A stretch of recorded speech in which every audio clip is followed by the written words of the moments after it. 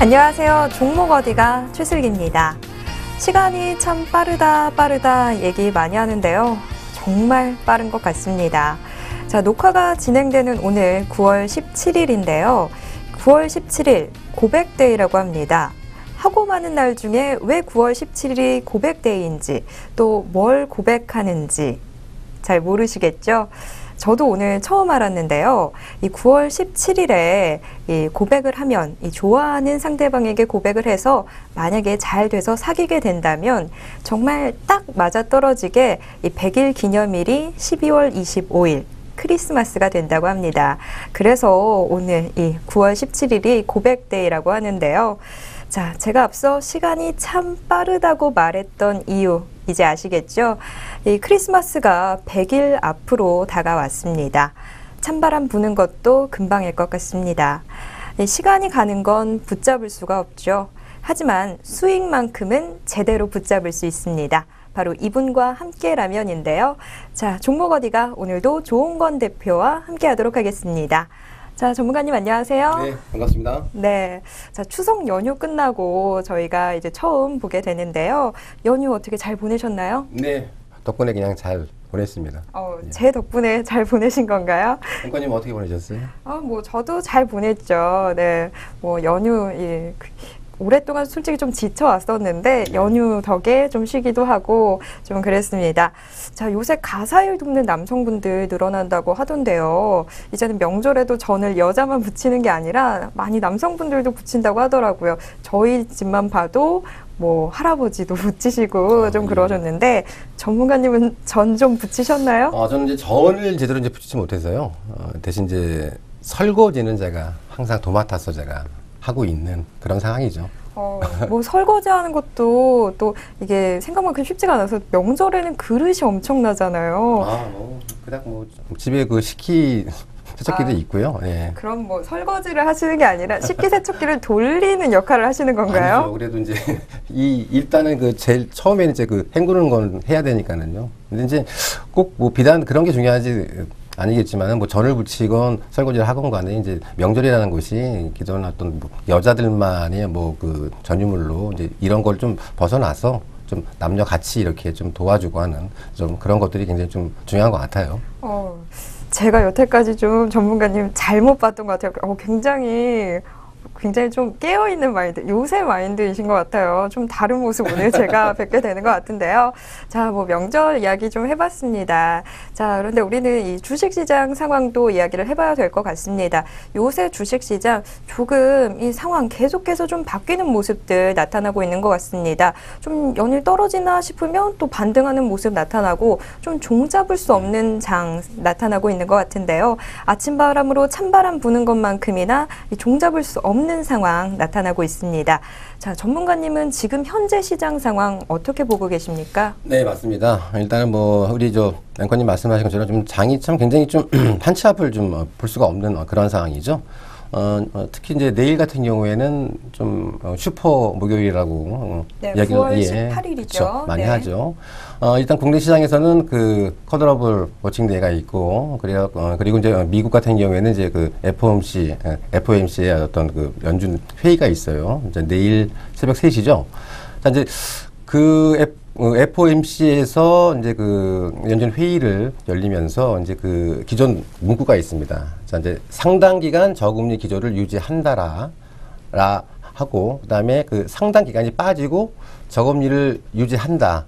라는 그 어투 속에 제가 굉장히 큰 어떤 중요한 이슈가 있다고 저는 일단 보고 있어요. 자, 상당 기간이라는 게 계속 유지가 된다라고 하면은 미국의 금리 인상은 이제 내년 6월 이상으로 이제 연기될 그런 가능성이 굉장히 좀 커 보이고, 자, 그렇게 될 경우에는 이제 뭐 미국 시장은 계속 안정적인 랠리가 이어질 수가 있겠습니다만은 이제 그 국내 시장에서는 특히 그 수출 관련주 같은 경우에는 이제 그 달러가 약세기 때문에 아무래도 좀 부진을 면치 못할 것으로 일단 보여지고 있고, 반대로 이제 그 상당 기간이 빠진다라고 하면은 미국에 대한 그 금리 인하가 이제 내년 6월 이전부터 이제 올 개연성이 커 보이죠. 자, 그러면 이제 거기에 대한 뭐 일시적인 충격은 아마 있을 것으로 일단 보여지고 있습니다만, 그 국내 시장에서는 아마도 그 달러 강세로 인해서 아마 이제 수출 관련주들이 아마 또 의외의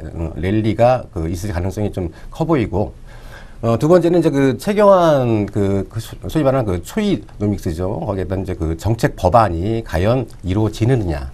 이제 그 두 가지가 굉장히 이제 중요한 이슈로 저는 일단 보고 있고요. 자, 이 두 가지가 얼마만큼 조합을 잘 이루어지느냐, 마느냐에 따라서 시장은 위로 갈 수가 있고 아래로 내려갈 수가 있는 그런 상황이에요. 자, 그래서 이제 그런 부분들을 우리가 좀 염두를 하고 시장이 방향성이 정해지면은 저는 당분간 그쪽으로 좀 더 위건 아래건 간에 갈 수 있는 가능성이 크기 때문에 그런 부분들을 우리가 좀 문을 열어놓고 매매에 임하자, 이렇게 말씀을 올리겠습니다. 네. 자, 일단 말씀드렸다시피 지금 장의 변동성 굉장히 큰 상황입니다. 하지만 FOMC 회의 결과가 나오고 난다면 조금 이 가닥, 방향성에 대한 가닥 잡힐 것으로 보이니까 이 결과에 따라서 찬찬히 대응을 해보시면 될 것 같습니다. 자, 일단 저희가 시장 상황에 대한 이야기로 좀 오늘 종목 어디가 문을 좀 열어봤습니다. 자, 종목 어디가 오늘도 여러분의 포트폴리오를 바꿔드리도록 하겠습니다. 자, 오늘 분석해볼 포트폴리오 들고 저희는 잠시 후 내 종목 어디가로 뵙겠습니다.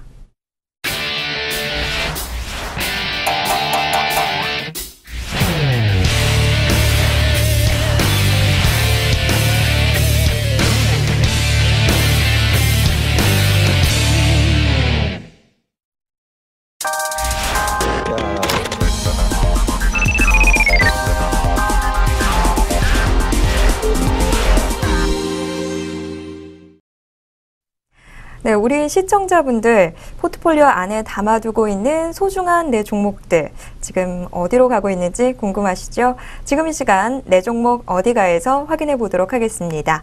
자, 오늘 우리가 함께 분석해 볼 포트폴리오 어떤 포트폴리오인지부터 만나봐야 될 것 같습니다. 화면으로 만나보시죠.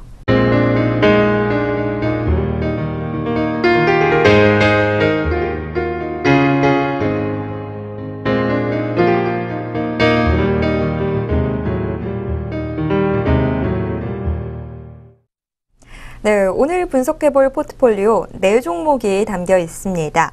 JVM, 덕신하우징, 대동, 코리아나 이렇게 4종목이 담겨 있는 포트폴리오인데요. 자, 종목별 비중은 JVM과 덕신하우징이 각각 10%, 대동과 코리아나가 각각 20%입니다. 오늘은 JVM, 덕신하우징, 대동, 코리아나 이렇게 4종목을 분석해 볼 텐데요. 개별 종목들 상황 알아보기 전에 우선 이 포트폴리오 전체적인 총평부터 좀 해봐야 될 것 같습니다.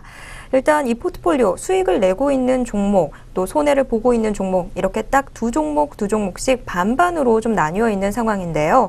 자, 전문가님, 네. 전문가님은 이 포트폴리오 만약에 10점 만점으로 평가를 한다면 몇 점 정도 주실 건가요? 네, 일단은 뭐 포트를 한번 좀 전반적으로 좀 살펴보니까는요, 한 10점 만점에 한 7점 정도를 드리고 싶습니다. 네, 뭐 낮지는 않은 점수인데 네네. 그래도 3점 정도는 조금 빠지는 그런 포트폴리오인데요. 어느 부분에서 좀 감점을 당한 건가요? 일단은 이제 그 JVM이나요, 이 덕신하우징 같은 경우에는 좀 펀더멘탈이 원래 좀 기초적으로 깔고 가는 어떤 그러한 기업임에 반해서 대동이나 그 코리아나 같은 경우에는요. 일단은 뭐 기업 자체에는 큰 무리는 없는 기업인데 워낙 좀 변동성이 좀 심하고 특히 그 이제 그 코리아나 같은 그런 기업은 굉장히 그 장중 변동폭이 심하게 일어나는 어떤 그런 종목이기 때문에 그 투자에 대한 어떤 그런 그 관점이 아니라 그러니까 앞 종목 이 JVM하고요. 그다음에 덕신하우징은 바이앤홀드 전략이 유효해 보이지만 뒤에 두 종목이죠. 대동하고 그 코리아나는 바이앤셀. 이제 두 종목은 투자고 두 종목은 어떤 그런 그 매매적인 관점에서 봤을 때 약간 좀 점수가 좀 부족하지 않느냐. 이렇게 정리를 하겠습니다. 네. 자, 오늘의 포트폴리오 일단 전체적인 총평으로 봤을 때 10점 만점에 7점을 받았습니다. 뭐 낮은 점수를 받은 건 아닌데요. 그래도 3점이 좀 부족합니다. 자, 만점을 받을 수 있는 포트폴리오가 될 수 있도록 저희가 함께 좀 이 포트폴리오 보완해 보도록 하겠습니다. 자, 전체적인 총평까지 들어봤고요. 이제 한 종목 한 종목씩 살펴보도록 하겠습니다. 자, 오늘 살펴볼 첫 번째 종목 JVM입니다. JVM 매수가는 58,000원이었고요. 비중은 10%입니다. JVM은 병원, 약국 자동화 및 이 관련 소프트웨어를 개발, 생산하는 전문 기업입니다. 약국 자동화, 또 약국 자동화와 관련된 소프트웨어가 뭘까? 조금 의아하신 분들 많을 것 같은데요. JVM이 가장 최근에 이 취득한 특허를 보면 그 궁금증이 조금은 풀립니다. 이 JVM은 최근 약품 조제 자동화 관리 시스템 특허권을 취득했다라고 공시를 했는데요. 약제 자동 포장기용 정제 배출 장치의 컨베이어 조립체 관련 특허라고 합니다. 한마디로 약품을 조제, 포장하는 과정을 손쉽게 만들어주는 거라고 생각하시면 될 것 같습니다. 자, JVM 결국에는 건강과 관련이 되는 종목인데요. 뭐 우리나라뿐만이 아니라 전 세계적으로 이 고령화가 큰 사회 문제로 떠오르고 있습니다. 고령 인구가 많아진다라는 것, 자연스럽게 의료 서비스 시장의 성장으로 연결이 되는데요. 자, 전문가님, 그렇다면 JVM도 이런 흐름의 수혜 조금은 받을 수 있을 것으로 보이는데 네. 어떻게 좀 보고 계신가요? 네, 맞습니다. 자, 우리 앵커님께서 아주 그 기업 개요를 저보다 더 아주 상세하게 설명을 해주셔서 굉장히 좀 실력이 있는 그런 앵커님 같고요. 제가 그냥 네. 여기 앉아 있는 게 아닙니다. 그러니까요. 예, 맞습니다. 네, 예. 자 현재 업황부터 해서 좀 이야기를 해볼까요? 예, 맞아요. 네, 일단 그 업황을 보시면은 어차피 이제 그 의료 쪽이니까요. 전 세계 그 노인 인구가 지금 상당히 많이 지금 급증을 하고 있죠. 자, 거기에 또 그 중증 환자도 지금 큰 폭으로 좀 증가하고 있습니다. 자, 이제 그로 인해서 의료비가 지금 크게 증가하고 있는 그런 상황이죠. 자, 이제 이러한 현상들은 바로 이제 의료 서비스 시장 성장으로 이제 이어질 개연성이 상당히 좀 농후해 보이고요. 자, 이 OECD 자료에 따르면은요, 세계 헬스케어 시장 규모는 약 한 2조 1,800억 불 정도로 일단 추정을 하고 있습니다. 자, 대한민국 2010년 65세 이상 인구 비중을 보시면은요, 11%에서 2018년도에는 약 한 14.3%로 지금 이제 고령화 이제 초입에 일단 진입할 것으로 일단 보여지고 있어요.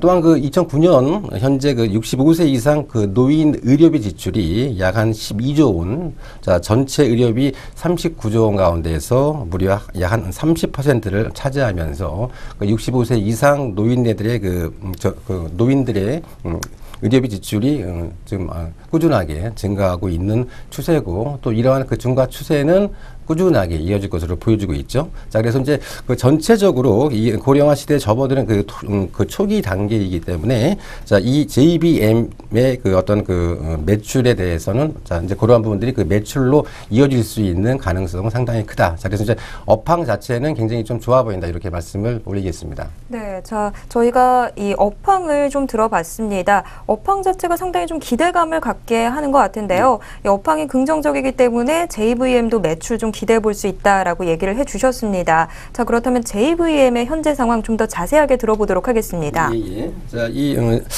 JVM은요, 병원 약국하고 그다음에 일반 약국 조제 자동화 시스템 개발을 하는 그런 기업이죠. 자, 그래서 국내 시장 점유율이 약 84% 정도로 좀 독보적인 1위 업체입니다. 자, 금년 반기 실적을 보시면은요, 매출액이 368억 정도가 나왔고요, 영업이익이 76억 정도가 나왔어요. 자, 상당히 양호한 실적임에도 불구하고 전년 대비로 따지면은 좀 실적은 살짝 좀 부족한 그러한 모습이었어요. 자, 이렇게 실적이 부진한 것은요, 기존 매출 인식이, 그러니까 2분기에 매출을 인식이 3분기로 좀 지연이 되면서 약간의 좀 실적이 좀 부진한 걸 일단 보여줬고요. 자, 이 JBM의 사업 환경은 굉장히 좀 우호적입니다. 고령화 시대에 접어들면서 노인들의 어떤 고질적인 질병이죠. 당뇨하고 고혈압 환자 증가로 인해서 지금 복합 처방 증가와 그리고 또 이제 약사 인건비가 지금 상당히 지금 요즘 많이 올라가고 있어요. 자, 그래서 거기에 대한 대안으로 지금 자동화 시스템 수요 증가는 꾸준하게 늘 것으로 일단 보여지고 있고요. 또한 중국이죠. 중국 같은 경우에는 한국 의료 시스템을 지금 롤 모델로 지금 삼고 있습니다. 자, 그래서 롤 모델로 지금 의료 개혁 중에 지금 상당히 지금 충실하고 있는 상황이고요. 중국 내 향후 약국 자동화 수요는 바로 이 JVM의 매출 주요 시장으로 형성될 가능성이 굉장히 커 보이기 때문에 JVM의 전체적인 업황이나 아니면은 개별적인 기업도 제가 보기에는 상당히 지금 현 상황에서는 좀 양호한 모습을 보이고 있다. 이렇게 말씀을 올리겠습니다. 네. 자, 업황부터 JVM 자체 상황까지 다 좋은 상황들 나타나고 있습니다. 또 JVM은 지금 이 포트폴리오 안에서 가장 큰 수익을 만들어내고 있는 종목이기도 한데요. 이렇게 좋은 종목은 하나만 좋은 게 아니라 다 좋은 것 같습니다. 자, 그렇다면 이 JVM의 차트 상황 어떻게 나타나고 있는지 확인을 해봐야 될 것 같은데요. 자, JVM의 차트 상황 함께 확인을 해보면서 이 종목 어떻게 대응하면 좋을지 전략까지 짜보도록 하겠습니다. 네. 자, 일단 차트를 보시면은요. 일단 전 고점대죠. 지금 6만 원대를 갖다가 지금 꾸준하게 지금 전 고점대를 지금 돌파했어요. 6만 8천 원 1차 상승으로 자, 전 고점대 돌파 이후에 6만 8천 원까지 신고가를 찍고 난 다음에 좀 조정폭이 상당히 좀 깊었죠. 네, 20일, 60일 다 깨고 지금 200일까지 약 한 20% 이상 조정 후에 다시 좀 반등하고 있는 이런 모습입니다. 자, 주봉을 한번 잠깐 보시면은요. 자, 신고가를 좀 경신한 그러한 모습이죠. 자, 이렇게 신고가를 경신한 주가들은요, 쉽게 여기서 매매를 치는 그러한 상황은 아닌 것 같고요. 자, 주봉상 보시면은요, 자, 일단은 6만 8천 원에서 5만 5천 원까지 한 고점 대비 한 20% 이상 조정 후에 지금 다시 반등이 지금 나오고 있는 그런 모습이기 때문에 차트상으로는 굉장히 지금 아직까지 좀 추세가 지금 살아 있는 그런 모습이죠. 자, 그래서 일단 단기적으로 일단 보신다면은 한 6만 5천 원에서 일단 한번 잘라 주시고 다시 눌림목 이용 시에 재매수하는 전략도 유효해 보이지만은 중기 이상으로 보신다라고 하면은 전 고점대를 다시 한번 터치할 수 있는 그런 가능성이 열려 있는 그런 상황이기 때문에 좀 중기적으로 보신다라고 하면은 전 고점대까지의 어떤 홀딩 전략도 유효해 보입니다. 자, 다만 전 고점대에서 지금 만약에 맞는 모습, 돌파를 하지 못하고 맞는 모습을 만약에 보인다면은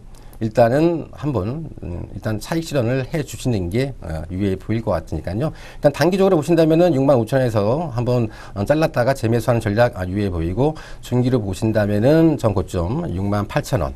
만약 돌파 시에는 7만 원까지 충분하게 상승 여력이 있는 종목이기 때문에 이런 쪽으로 접근하시길 바라겠습니다. 네. 자, JVM 오늘의 첫 번째 이 분석 종목 JVM 확인을 해봤는데요. 자, 단기적인 전략과 이 중기적인 전략 두 가지 전략을 다 이야기를 좀 해봤습니다. 단기적으로는 일단 6만 5천 원 선에서 이익 실현을 한 후에 이 눌림목을 이용해서 재매수하는 전략 유효해 보이고요. 중기적으로는 이 전 고점이었던 6만 8천 원 선에서 좀 이익 실현하는 것 유효해 보입니다. 6만 8천 원 이후에 또 7만 원 선까지도 또 도달할 수 있는 것으로 보이고 있으니까 좀 중장기적으로 잡아보시는 것 어떨까라는 생각이 듭니다. 자, 오늘의 첫 번째 종목 JVM 확인해 봤습니다. 이제 두 번째 종목 알아보도록 하겠습니다. 자, 두 번째로 살펴볼 종목 덕신하우징입니다. 두 번째 종목 덕신하우징의 매수가는 14,000원이었고요. 비중은 10%입니다. 자, 덕신하우징의 주력 사업, 이 건축용 자재인 데크플레이트의 제조라고 하는데요.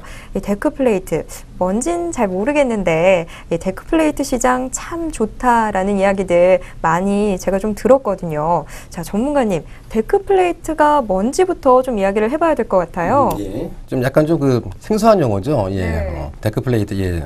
저도 이제 몰라서 이제 어제 한번 찾아봤는데요. 일단은 용어 자체는 건설 현장에서 이제 우리가 콘크리트로 해가지고요. 콘크리트가 이제 굳을 때까지 어떤 형상을 유지시켜주는 하나의 틀입니다. 이제 그 틀이 이제 그전에는 이제 합성 그 합판이었는데, 이제 그 합성 합판 대신 그 금속력 강건제를 사용하는 게 그게 이제 저 데크 플레이트라고 데크 그렇게 플레이트. 합니다. 예, 예. 네. 자, 데크 플레이트. 그러니까 결국에는 좀 거푸집 뭐 이런 걸로 저희가 네네, 좀 예. 생각을 예, 하면 예. 좋을 것 같은데요.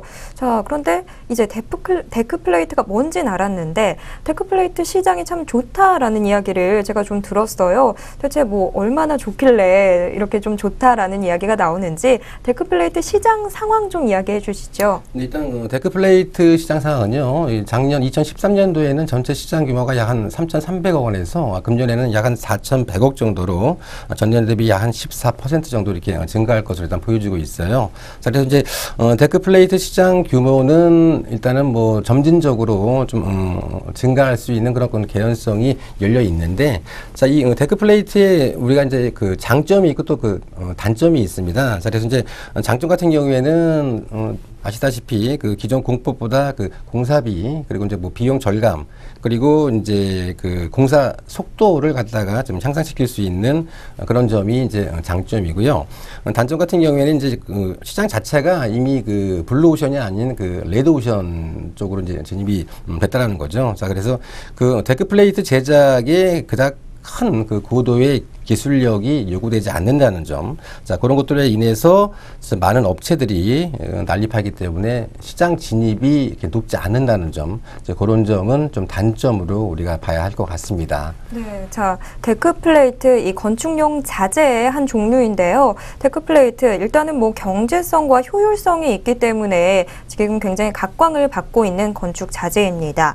자, 그래서 시장은 참 빠르게 확대가 되어 가고 있습니다. 뭐 하지만 시장 자체는 이미 좀 레드오션으로 변질되어 가는 모습 보이고 있습니다. 이 많은 업체들이 나타나면서 이 경쟁 굉장히 치열해지고 있는데요. 결국 데크 플레이트 시장 자체의 성장성은 유효하지만 이 개별 업체들의 입장에서는 부담이 있다. 이렇게 좀 정리를 해보면 될 것 같습니다. 자, 그렇다면 덕신 하우징도 이 개별 업체 하나로서 좀 부담이 있을 것 같은데요. 덕신 하우징의 현재 상황은 어떤지 좀 체크해 보도록 할까요? 예. 자, 이 덕신 하우징 같은 경우에는 그 구조용 아까 이제 말씀드렸죠. 이제 데크 플레이트 그러니까 금속 공작물 제조업체죠. 자, 그래서 이제 국내 데크 플레이트 점유율에서는 아주 독보적인 1위를 보유한 그러한 업체입니다. 금년 2분기 실적을 보시면은요, 매출이익이 약 한 200억 나왔고, 영업이익이 한 17억 정도. 자, 그래서 이제 요 부분도 이제 전년도 분기 대비 실적이 좀 소폭 감소했습니다. 자, 이렇게 또 실적이 저조한 이유도 이제 단기성 좀 수주 물량이 약간 좀 그 감소를 했기 때문에 2분기 실적은 약간 좀 안 좋았지만은 3분기부터는 점진적인 좀 매출 증대가 일단은 예상이 되어지고 있어요. 자, 왜냐면은요, 금년 4월이죠. 금년 4월 기준으로 해가지고 그 장기 프로젝트 수주로 인해서 수주 잔고가 446억 정도를 기록을 했습니다. 자, 그래서 2013년 말 그 364억 대비 수주 잔고가 큰 폭으로 증가한 만큼 그 향후 그 안정적인 매출 확보로 올해 그 하반기에는 굉장히 그 턴어라운드가 좀 확실히 되어 보이고요. 나아가서 이제 2015년부터는 본격적인 매출 성장 국면으로 진입할 것으로 보여지기 때문에 자, 이렇게 그 데크 플레이트 이제 상장이 된 지가 얼마 안 된 기업들은요, 좀 긴 호흡으로 좀 접근하시면은 예상 이외의 그런 수익이 나올 수도 있는 그러한 업체다라고 이렇게 정리를 해드리겠습니다. 네, 자, 덕신하우징의 현재 상황 이야기 들어봤습니다. 덕신하우징 조금 긴 호흡으로 좀 저희가 살펴봐야 될 종목인 것 같은데요. 자, 그렇다면 차트 상황 어떻게 나타나고 있는지 덕신하우징의 차트 함께 확인을 해보도록 하겠습니다. 예, 자, 일단 뭐 그림 보시면은요, 자, 일단 뭐 8월 1일 날 신규 상장된 종목이기 때문에 자, 뭐 현재 상황에서는 뭐 차트라는 건 큰 의미는 없습니다. 자, 뭐 차트라는 것은 지금 현재 이 주가가 지금 어느 방향으로 지금 가고 있느냐를 지금 우리가 이제 보여주고 있는 거죠. 자, 이 덕신하우징 같은 경우에는 공모가가 14,000원에 형성이 되었었죠. 13,000원이었죠. 예, 13,000원이었고, 그 상장일 시초가가 2650원에 붙었어요. 굉장히 상장 시초가가 지금 버블이 많이 낀 상태였습니다. 자, 그래서 꾸준하게 주가가 지금 가면서 지금 그 버블이 지금 꺼지고 있는 그런 단계를 좀 겪고 있는 그러한 상황이죠. 자, 현재 구간대 지금 13,750원. 자, 공모가가 13,000원이죠. 자, 거의 다 왔습니다. 가격대로 봐서는 충분히 가격 조정은 지금 이루어지고 있는 그러한 상황이기 때문에, 자, 이런 이 새내기주 같은 경우에는요, 원래는 한 번쯤 이렇게 큰 거품이 형성 이후에 그 거품이 완연하게 꺼진 이후에는 다시 그 기업의 그 본질 가치로 찾아가는 경향이 굉장히 강하기 때문에요. 자, 이 덕신하우징 현재 구간대에서는 충분히 홀딩하는 전략 내지는 뭐 추가적으로 좀 자금이 있으면은 이 가격대에서는 뭐 크게 부담이 없는 가격대니까는 저가로 좀 추가 매수한 전략도 유의해 보이기 때문에요. 일단은 덕신하우징은 제가 보기엔 좀 긴 안목으로 가급적이면은 좀 장기적으로 바이에는 홀딩 전략으로 가져가자, 이렇게 정리를 해드리겠습니다. 네. 자, 우리가 일단 새내기주인 덕신하우징 확인을 해봤습니다. 자, 새내기주들은 좀 긴 안목으로 살펴보시는 게 좋을 것 같은데요. 덕신하우징 역시 좀 긴 안목으로 좀 살펴보시면 좋을 것 같습니다. 자, 일단은 지금 9월 17일 종가 기준으로 덕신하우징은 13,750원, 이 공모가였던 13,000원 선 좀 다가가는 모습 보이고 있는데요. 손절 대응은 13,000원 선에서 하시면 좋을 것 같습니다. 자, 그래도 덕신하우징 일단 조금 긴 안목으로 살펴보시면 좋을 것 같습니다. 자, 두 번째 종목 덕신하우징까지 확인해 봤고요. 이제 세 번째 종목 알아보도록 하겠습니다. 세 번째 종목 대동입니다. 대동은 자동차 부품의 제조 및 판매를 주 사업으로 하고 있는데요. 매수가는 7,600원이었고 비중은 20%입니다. 자, 요새는 뭐 하나같이 다 스마트인 세상에 살고 있습니다. 이 스마트폰, 스마트홈, 또 스마트카까지 참 스마트가 안 붙은 게 없는데요. 자, 그런데 이렇게 기계들, 이 사람을 둘러싸고 있는 기계들은 똑똑해지고 있는데 그걸 쓰고 있는 저는 오히려 조금 머리를 안 쓰다 보니까 머리가 굳어지고 있는 건 아닌가라는 걱정도 조금씩 들게 됩니다. 자, 아무튼 이렇게 스마트한 세상에 살고 있는데 이 대동도 스마트와 관련이 있는 업체입니다. 이 대동은 자동차용 스마트키 시스템 강자라고 하는데요. 자, 지금부터 대동 좀 분석을 해보도록 하겠습니다. 자, 전문가님, 대동의 현 상황부터 좀 확인을 해보도록 하겠습니다. 네, 자, 대동을 말씀드리기 전에 스마트 사회라고 했죠. 세상이죠. 저희 SS도 스마트 앤 스마트 방송이니까 네. 방송도 이제 지금 이제 스마트화 되어가고 있다는 걸 좀 좀 말씀드리고요. 대동 하시면은 뭐 다 아실 거예요. 그렇죠? 자동차 부품 쪽이 있기 때문에 전방 산업의 영향을 상당히 좀 많이 받고 있는 그런 업종이죠. 자동차 스마트키 시스템, 그리고 이제 스위치류를 제조하는 이제 그쪽에서는 아주 1위 업체죠. 그리고 이제 이 대동 같은 경우에는 이제 대주주가 지금 한일유화라고 아시죠? 그 한일유화도 역시 이제 자동차 부품을 만드는 기업인데 그 한일유화가 대주주로 지금 되고 있어요. 지분율이 지금 50.1% 정도로 지분을 보유하고 있고, 대동의 주 고객사는 이제 다 아시다시피 이제 현대기아차죠. 또한 그 국내에 지금 9개의 그 종속 법인을 보유한 그 종속기업이에요. 그리고 이제 반기 실적을 보시면은 연결 기준으로 매출액이 한 3,560억 정도가 나왔고요. 영업이익이 한 230억 정도를 달성을 했어요. 자, 이 대동 같은 경우에는 현대기아차에 지금 현재 지금 세계 차종의 스마트 시스템을 지금 공급하고 있는 그런 중이고요. 고객사 내의 그 시장 점유율은 약 한 10% 정도를 지금 유지하고 있습니다. 자, 그래서 이제 이 기업은요, 지금 향후 그 스마트키 사업의 그 활성화 여부에 따라서 이 기업의 실적 내지는 주가의 어떤 중요 변수로 작용될 가능성이 굉장히 커 보이기 때문에, 자, 이 기업 같은 경우에는 이제 스마트 사업의 활성화 여부를 우리가 조금 더 좀 점검을 하고 좀 지켜보는 그런 상황에서 당분간 그 바이앤홀드 전략보다는 바이앤셀로 좀 치고받고 좀 매매 위주로 좀 접근하시는 전략이 유효해 보이다, 이렇게 말씀을 올리겠습니다. 네. 자, 대동. 일단은 뭐 매매 위주의 전략이 좀 더 유효해 보인다라는 이야기 나왔는데요. 자, 그렇다면 차트 어떻게 나타나고 있는지 대동의 차트 함께 확인을 해보도록 하겠습니다. 네, 일단 뭐 대동 차트를 보시면요. 일단 4,200원대에서 점진적으로 지금 7,860원까지 거의 한 뭐 더블 한 70% 정도 일단 수익이 났죠. 자, 이제 이렇게 이제 그 수익이 난 상황이 그닥 뭐 기업의 어떠한 뭐 펀더멘털이나 아니면 뭐 실적이 크게 증가해가지고 지금 올라간 그런 모습은 제가 보기에는 좀 아니라는 거죠. 자, 그래서 일단은 단기 저점 대비 약간 좀 상승폭이 지금 상당히 좀 큰 상태예요. 일단 이쪽 가운데가. 자, 그래서 일단 7,850원 찍고 난 다음에 주가가 지금 눌림목을 지금 주고 있는 그러한 모습입니다. 자, 일단은 그 매도 타이밍은 아직은 제가 보기에는 아닌 것 같고요. 자, 20일이 아직까지 지금 살아 있고, 자, 60일까지 지금 터치를 했다가 지금 올라오고 있는 그런 상황이죠. 제반 이평도 아직까지는 뭐 현재까지는 지금 정비열 수준을 지금 유지를 하고 있기 때문에 여기서 뭐 추가적으로 뭐 이렇게 급락할 가능성보다는 조금 더 여기서 에너지 응집을 좀 더 거치면서 한 단계 더 점프할 수 있는 그런 좀 가능성도 지금 열려 있는 그런 모습이죠. 자, 그래서 이제 현재는 지금 대동 같은 경우에는요, 일단은 장중에 또 이게 좀 유동성이 그렇게 그닥 이게 많지가 않습니다. 대동도요. 오늘 거래량이 지금 9만 주밖에 지금 오늘 거래량이 오늘 좀 몇 주가 됐죠. 네, 지금 3만 5천 주였죠. 네, 그래서 뭐 그렇게 가벼운 물량 갖고도 지금 주가가 지금 뭐 상하로 좀 등락폭이 좀 이렇게 심하게 일어나는 어떤 그러한 주식이기 때문에 장중 고점 저점을 이용한 좀 트레이딩 전략으로 단기적으로 좀 대응하시길 바라겠고요.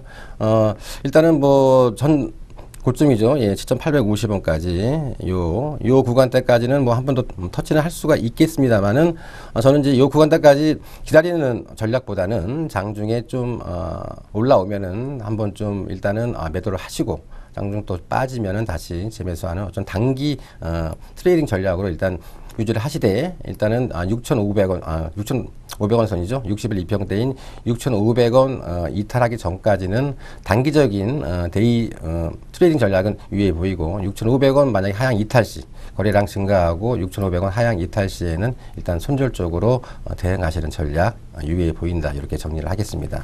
네. 자, 세 번째 종목 대동에 대해서 저희가 알아봤습니다. 자, 대동 일단은 전고점대였던 7,800원 선까지 도달 가능해 보이긴 하지만 일단 대동은 굉장히 단기적으로 좀 접근을 해보시는 편이 좋을 것 같습니다. 장중에 이 오르고 내리는 거에 따라서 좀 맞춰서 대응을 해보시는 편이 좋을 것 같습니다.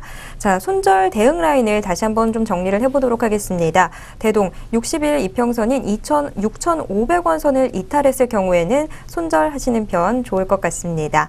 자, 세 번째 종목 대동까지 확인해 봤고요. 이제 보유 종목 하나 남았죠. 마지막 종목 코리아나입니다. 자, 코리아나 매수가는 3,450원이었고요. 비중은 20%입니다. 중국 시장과 우리나라 시장의 관계, 그 어느 때보다 밀접해지고 있습니다. 예전에는 미국 시장이 기침 한번 하면 우리 시장은 몸살을 앓는다라는 말 많이들 했었는데요. 뭐 예전만큼 미국 시장과 우리 시장의 관계가 이렇게 끈끈하다거나 뭐 이런 거는 조금 줄어들고 있는 것 같습니다.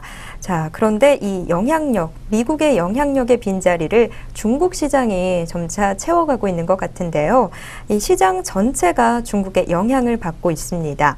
특히 중국 시장의 영향을 가장 많이 받고 있는 업종, 화장품이 아닐까 싶은데요. 특히 올 하반기에는 우리나라를 찾는 중국인 관광객이 급증할 것으로 보이면서 중국 관련 대표 수혜주인 화장품주가 들썩이는 모습 연일 계속 나타나고 있습니다. 자, 코리아나 이 추석 연휴를 앞두고 있었던 9월 초부터 주가가 크게 들썩이는 모습 포착이 되고 있습니다. 자, 지금부터 코리아나에 대한 분석 시작해 보도록 하겠습니다. 자, 전문가님, 화장품 업황부터 저희가 이야기를 좀 시작해 볼까요? 예.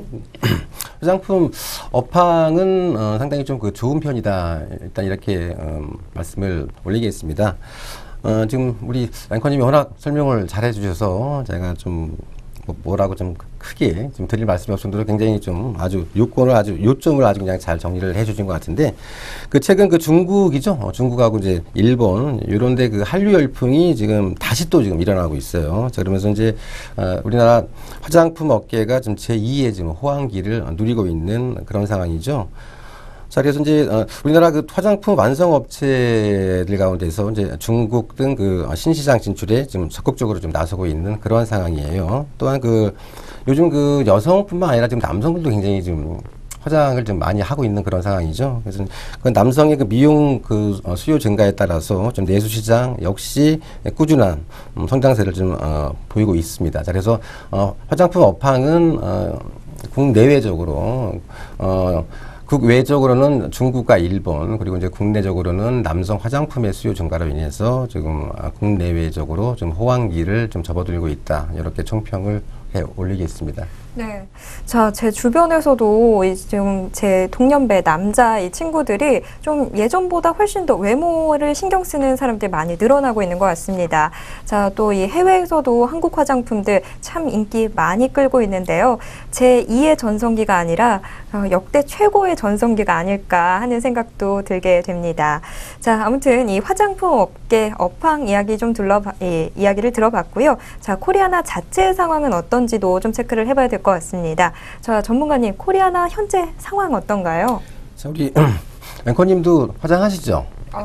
엄청 하죠. 네네. 네. 주로 이제 어떤 제품을 많이 사용하시나요? 글쎄요, 뭐 저는 화장으로 거의 얼굴을 새로 창조하기 때문에 네, 안 쓰는 제품이 없을 정도로 다 좀 사보는 편이라. 네. 그러면 뭐 코리아나 화장품도 많이 좀 사용을 네, 하셨겠네요. 그렇죠. 예. 일단 뭐 코리아나 하시면은 그 자인이라는 화장품 혹시 아시나요? 자인, 네. 자인하고 이제 세네테, 네, 이제 이런 이제 브랜드를 갖고 있는 그 중견 화장품 업체죠. 자, 이제 반기 실적 잠깐 보시면은 매출액이 484억 나왔어요. 이제 영업 손실이 17억 정도가 이제 발생이 됐습니다. 자, 이건 이제 그 반기 실적이고요. 자, 2분기만을 이제 우리가 띄워놓고 봤을 때는 영업이익이 약 한 1억 원 정도 이렇게 흑자가 나와가지고 전년 동기 대비 흑자 쪽으로 일단 돌았어요. 자, 이 코리아나 같은 경우에는 요즘 그 화장품 분야도 굉장히 좀 그 양극화가 지금 되게 심하죠. 그러니까 고가와 좀 중저가, 예, 그 가운데가 요즘은 좀 거의 없는 것 같더라고요. 자, 그래서 이제 양극화 현상으로 인해서 지금 고가와 중저가로 지금 화장품 시장이 지금 재편되고 있는 상황인데요. 자, 이 코리아나 같은 경우에는 그 주력 매출 부분이 주로 이제 고가보다는 그 중저가 화장품 매출이 전체 실적에서 차지하는 비중이 다소 좀 큰 업체이죠. 또한 그 남성 화장품의 그 수요층 확대, 그리고 이제 신흥국 등 경제 성장으로 그 화장품 수요가 지금 증가하는 추세. 자, 이런 추세로 봤을 때는 업황 자체는 아까 제가 모두에 말씀드렸듯이 상당히 좀 긍정적이고요. 또는 그 최근 중국이죠. 자, 중국 기업들이 지금 저 국내 그 중소형 화장품 업체 인수를 위해서 지금 접촉을 좀 활발하게 좀 시도하고 있는 그런 좀 소식이 좀 들렸죠. 자, 그래서 이제 추석 연휴 전후로 해가지고 좀 화장품 업종이 좀 주가 상승이 많이 좀 이어지고 있는 그런 상황이에요. 자, 이 그 코리아나 같은 경우에는요, 이 지난 해부터죠. 그러니까 2013년도부터에 가서 그 오노일가가 그 지분 매각을 좀 검토한다. 이런 소식이 굉장히 좀 시장에 많이 돌았습니다. 자, 그래서 이제 이 코리아나는 M&A가 나올 때마다 시장 관심이 집중이 되었던 그러한 기업이었죠. 자, 그렇지만은 실제적으로 그 매각 성사가 아직까지는 되지 않았다는, 아직 되고 있지 않았다는 점, 않는 점, 이런 점을 이제 참조해서 이 코리아나 같은 경우에는 굉장히 좀 장중 등락이 좀 심합니다. 오늘도 뭐 한 10%까지 갔다가 뭐 종가에는 마이너스까지 나고, 그래서 굉장히 좀 그 등락이 심한 그런 기업이기 때문에 이 코리아나 역시 뭐 바이앤 홀드보다는 좀 매매 쪽으로 좀 접근하자, 이렇게 정리를 해 올리겠습니다. 네, 자, 맞습니다. 코리아나 오늘 지금 녹화가 진행되는 오늘이 9월 17일인데요. 오늘도 굉장히 많은 변화를 보였습니다. 코리아나, 뭐 일단은 요즘 중국 기업들이 국내 화장품 업체에 대해서 많은 관심 보이고 있는데요. 국내 화장품 기업 인수를 위해서 발빠르게 움직이는 모습 포착되고 있습니다. 이미 중국이나 동남아 등지에서 상당한 브랜드 퀄리티 인지도를 확보하고 있는 이 몇몇 업체에는 인수 의향까지 전달한 경우도 상당수 있다라고 하는데요. 이 코리아나는 M&A 설이 나올 때마다 관심을 받는 종목인데요. 하지만 실제 매각에는 이르지 않았기 때문에 이 부분 고려하시면서 대응을 좀 하셔야 될 것 같습니다. 자, 일단 오늘도 9월 17일에도 좀 변화가 상당히 컸다라고 말씀을 드렸는데요. 자, 코리아나 차트 상황 어떻게 나타나고 있는지 확인해 보도록 하겠습니다. 네. 이 기업 보시면은요, 일단은 뭐 상승 1파, 지금 3파까지 지금, 완성이 지금 이루어지고 있는 그런 모습이죠. 자, 1,800원대에서 꾸준하게 주가가 지금 옆으로 좀 기고 있는 모습 보이다가 지금 상승 1, 2, 3파가 지금 진행이 되어지고 있어요. 자, 이제 현 상황에서 일단은, 상승 3파 3파 완성 이후에 지금 반등파가 지금 나오고 있는 모습입니다만은, 자, 장중 등락이 좀 상당히 좀 심한, 그러한 그 특성을 가지고 있어요. 자, 그래서 이제 이런 기업들은 가급적이면은 주식을 보유하고 있는 사람들한테는 굉장히 좀 심적으로 좀 흔들리게 할 수 있는 그런 모습이 굉장히 강한 주식이죠. 굉장히 좀 등락이 좀 심하고, 어차피 이 지금 코리아나가 지금 업황이, 물론 전체적인 업황은 지금 개선이 되어지고 있지만은 이 코리아나 자체적으로 어떤 실적이 여기서 큰 폭으로 지금 뭐 증가가 되거나 아니면 늘기 때문에 지금 주가가 움직이는 모습이 아니라 어떤 하나의 M&A 내지는 화장품 업황에 대한 하나의 소규모적인 테마로 지금 움직이는 그런 가능성이 더 좀 커 보이기 때문에요. 철저하게 이 코리아나도 역시 어떤 투자적인 관점보다는 좀 트레이딩 치고 빠지는 어떤 그런 전략적으로 당분간 좀 접근을 해야지 되지 않겠느냐, 이렇게 보고 있어요.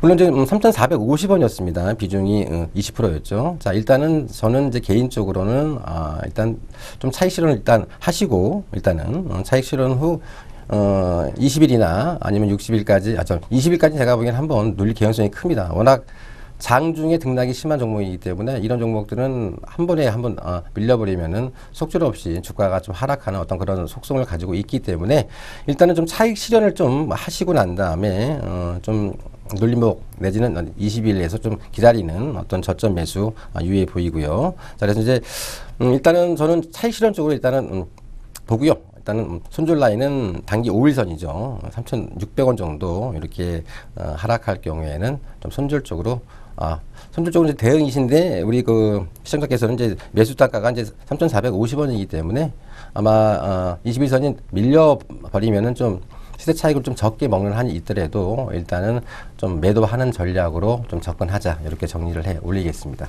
네.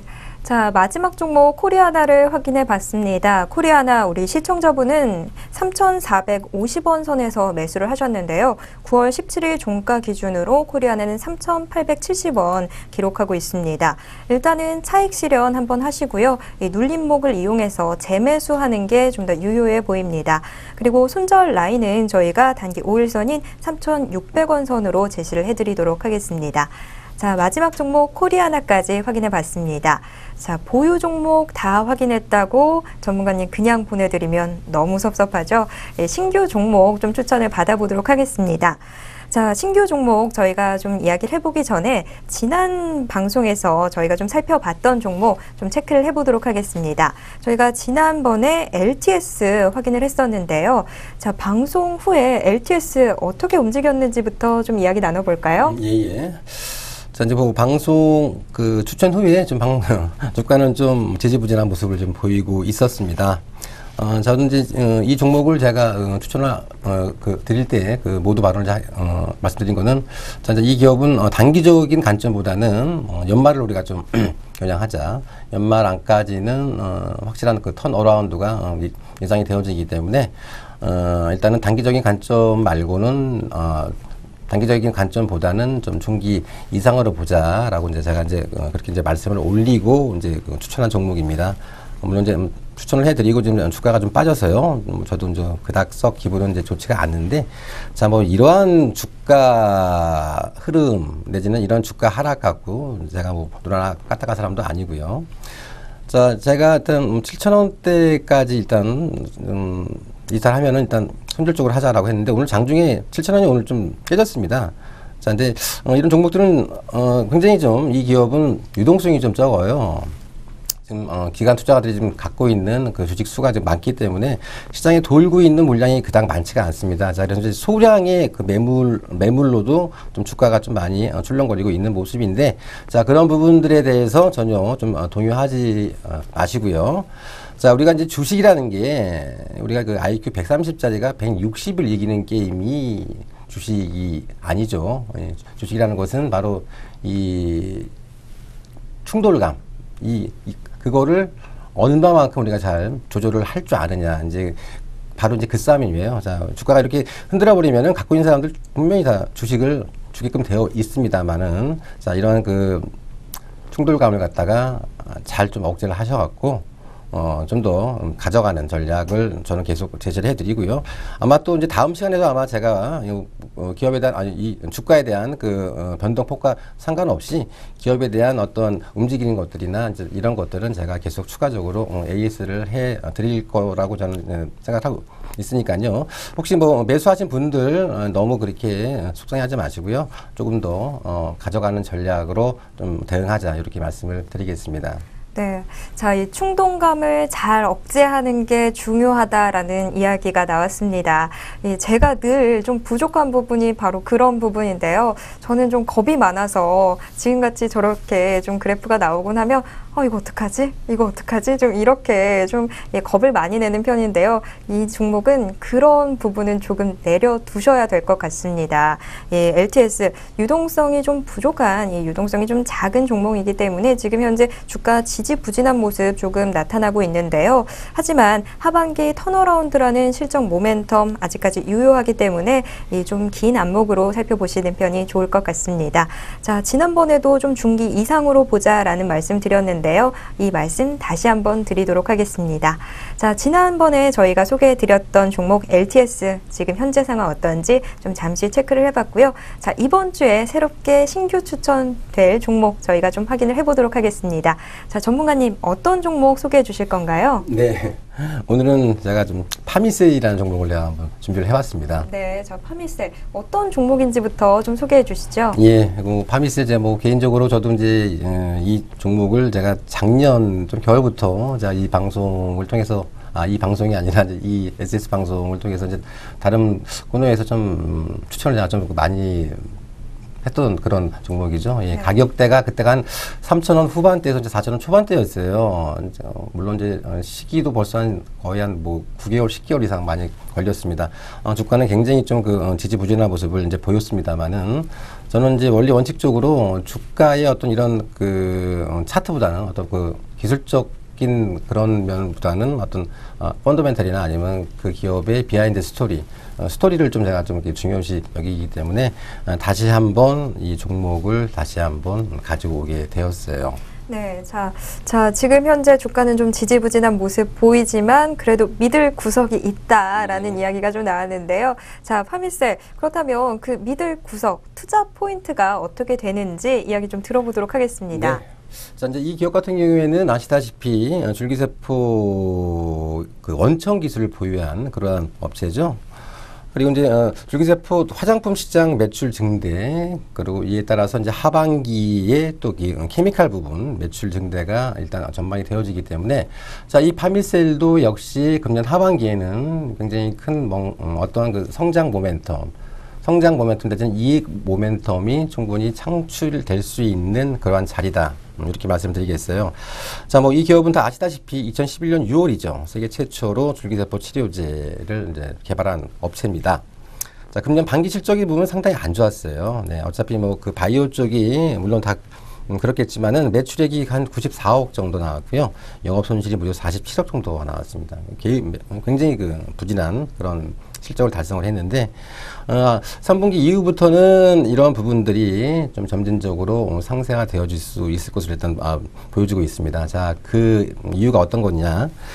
금년 하반기 쪽이 이제 그 케미칼 부분의 그 매출액이 3분기에 많이 몰려 있습니다. 그래서 케미칼 부분의 매출 증가와 그다음에 그 줄기세포 화장품 부분에서의 그 점진적인 실적 향상이 일단 예상이 되어지고 있고요.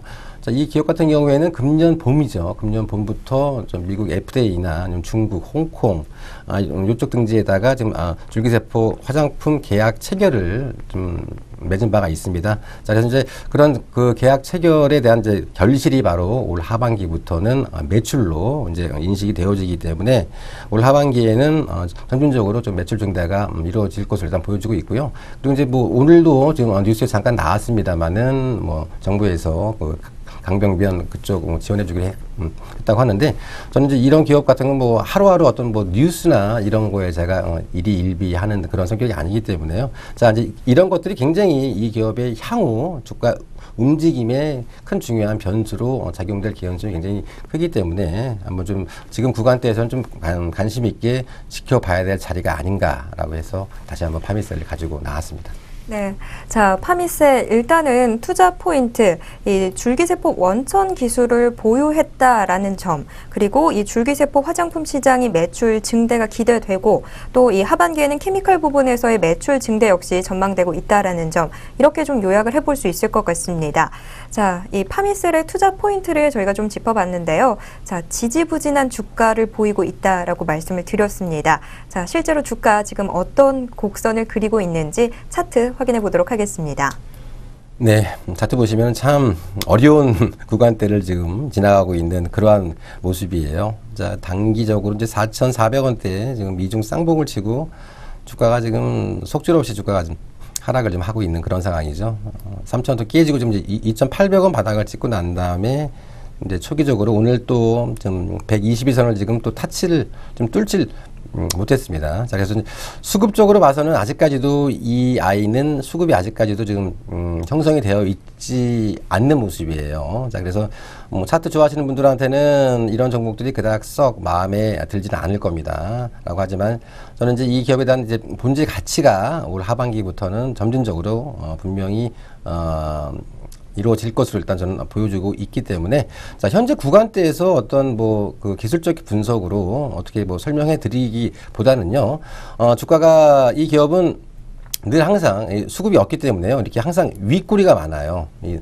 소위 말하는 그 낙하산이죠. 네. 주가가 항상 보면은 고점 대비 끝나는 그 종가가 고점에서 항상 이렇게 밀리는 모습을 많이 보여주고 있습니다. 자, 그래서 차트를 보시는 분들은 상당히 뭐 이런 기업들은 썩 관심이 없는 종목이겠지만은 저는 뭐 차트보다는 어떤 기업에 대한 어떤 그 펀더멘탈이나 아니면 그 변화를 저는 더 중시하고 있는 그런 상황이기 때문에 자.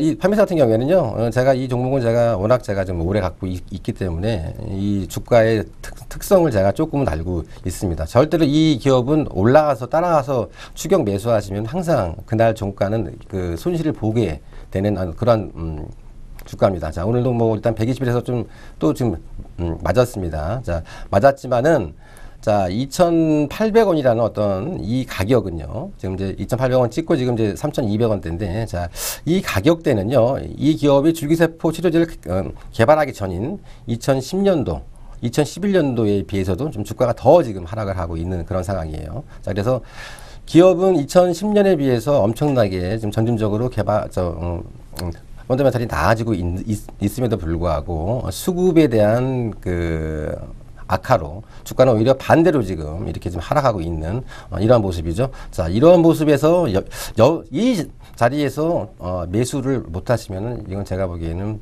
투자의 어떤 기본적인 그 관점을 저는 모르시는 분이라고 생각합니다. 다만 이 종목도 역시 좀 중기적으로 보셔야 됩니다. 제가 보기에는 올 하반기 내지는 내년 상반기까지 보시고 이 주식을 조금씩 단기 시작하신다면은 제가 보기에는 상당히 아주 예상외의 큰 수익이 날 수 있는 그러한 모멘텀을 갖고 있는 그러한 기업이기 때문에요.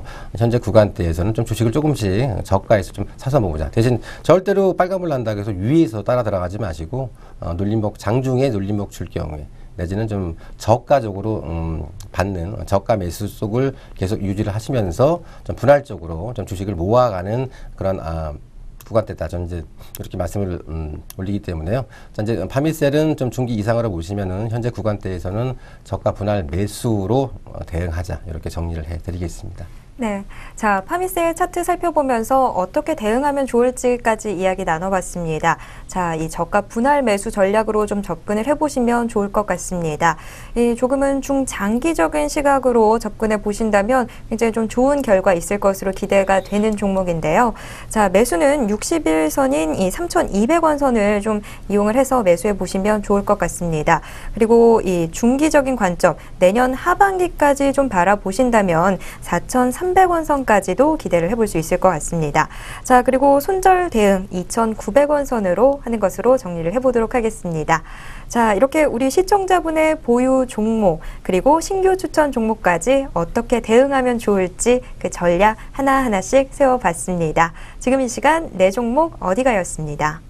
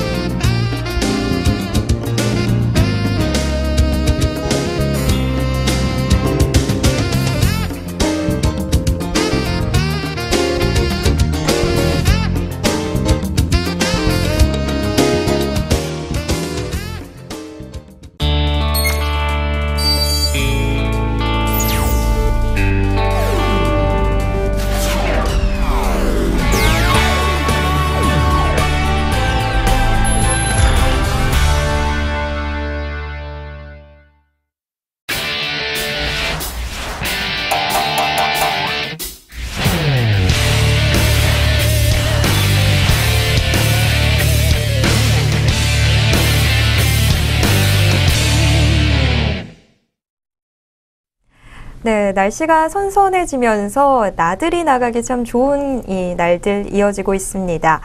다만 일교차가 좀 크니까 건강 관리는 신경 쓰셔야 될 것 같습니다. 수익이 난들 건강 해친다면 아무 소용이 없겠죠. 자, 건강 관리 그 어느 때보다 힘쓰시길 바라겠습니다. 자, 오늘 저희가 준비한 소식 여기까지입니다. 저희는 다음 주 훨씬 더 유익한 소식으로 찾아뵙도록 하겠습니다. 함께해 주신 여러분 고맙습니다.